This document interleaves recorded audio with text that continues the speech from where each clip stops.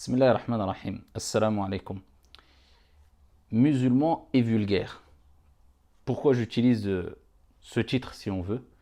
Tout simplement pour rappeler que c'est étonnant de voir quelqu'un qui se dit musulman, et bien sûr il reste musulman même s'il est vulgaire, mais c'est étonnant de voir quelqu'un qui se dit musulman et qui est vulgaire. Car ce n'est pas du tout compatible.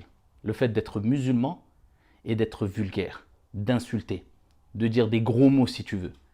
Et c'est une chose devenue banale. Et c'est une chose qui nous attriste.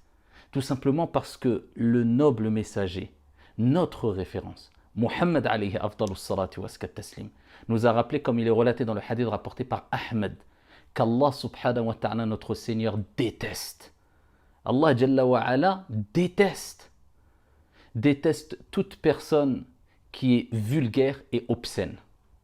Comment prétendre vouloir acquérir l'amour d'Allah subhanahu wa ta'ala à travers un acte, à travers des paroles, à travers un comportement qui attire la colère de notre Seigneur tabaraka wa ta'ala, qui fait de nous des personnes détestées par notre Seigneur tabaraka wa ta'ala. Allah déteste les personnes vulgaires, les personnes obscènes, tout simplement parce que c'est moche.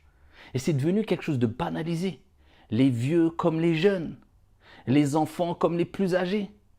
De plus en plus de personnes banalisent les insultes, les gros mots au sein des familles musulmanes, au sein des familles non musulmanes, dans la société, dans les relations sociales. Rares sont ceux qui arrivent à tenir une conversation sans insulter, sans être vulgaire.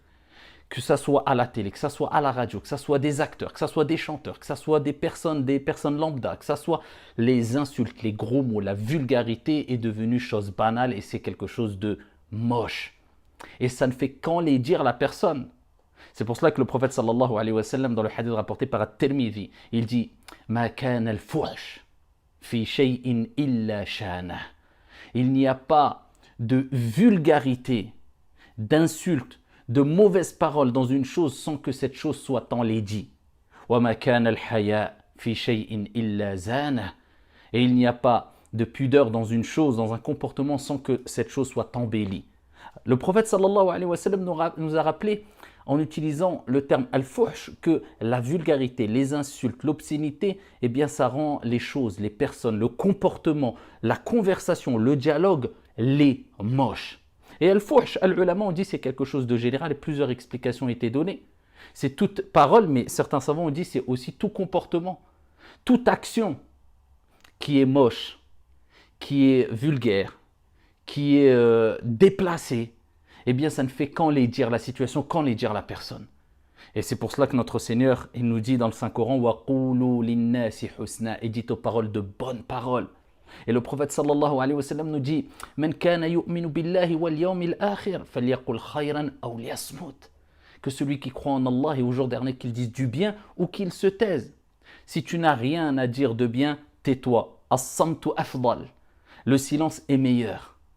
Et si tu veux dire quelque chose, eh bien dis une bonne chose. Sinon, abstiens-toi. Mais que dire des personnes qui disent des gros mots? Certaines personnes n'arrivent plus à faire une seule phrase sans insulter, sans dire un gros mot. Et on voit même quelquefois des religieux, quand je dis des religieux, même quelquefois ça arrive, tellement que c'est devenu banal. Quelquefois on peut entendre même des prêcheurs, même des imams, qui quand ils vont transmettre une information, ou ils vont s'emporter, ou ils vont vouloir passer un message, ils vont insulter. Ou utiliser des paroles honteuses, ou des personnes même sur les pages Facebook qui, le message en lui-même est noble, est bon, qu'on veut faire passer. Mais on utilise des insultes quelquefois pour faire passer ce message et des gens, eh bien, transfèrent en pensant vouloir faire le bien. Donc, barakallahu fina wa fikum, ne minimisez aucun gros mot, aucune insulte, de sorte que ou afin que ça ne soit pas banalisé même chez vos enfants et qu'on cesse d'entendre même des enfants de 5 ans, 6 ans, 7 ans dire des gros mots qui, moi, quelquefois, je n'aurais jamais imaginé qu'un adulte aurait pu dire ce genre de gros mots. Des enfants de 7 ans, 8 ans les disent dans des familles et même quelquefois des familles pratiquantes, religieuses ou même d'une autre religion, d'une autre confession qui, quelquefois, on a tendance à faire plus attention à nos faits, nos gestes, nos paroles. Eh bien non, maintenant c'est devenu quelque chose de banal même dans les familles. Et ça, les enfants, souvent, sont imprégnés de tous ces gros mots, toutes ces insultes, à cause de... on est Aujourd'hui, dans un monde où les insultes sont banalisées à la télé, dans les jeux vidéo, dans les conversations, dans les... Donc, faites très attention, barakallahu fikum. Et n'oubliez jamais qu'Allah déteste les personnes grossières, les personnes vulgaires, ceux qui insultent, ceux qui disent des gros mots. Et abstenez-vous et prenez l'habitude de mettre une balance, c'est une métaphore, en face de votre bouche avant chaque parole qui sort. Pesez la parole. Faites au mieux. Nous ne sommes pas des anges, mais il y a des limites à ne pas dépasser. Barakallahu fina wa fikum. Wassalamu alaikum wa rahmatullah.